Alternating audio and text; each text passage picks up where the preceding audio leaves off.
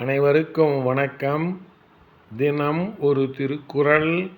இன்பத்துப்பால் கற்பியல். அதிகாரம் 128. குறிப்பு அறிவுறுத்தல். குறள் எண் 1274.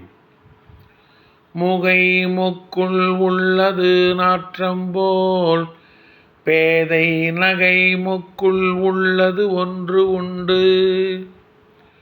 முகை முக்குள் உள்ளது நாற்றம்போல் பேதை நகை முக்குள் உள்ளது ஒன்று உண்டு.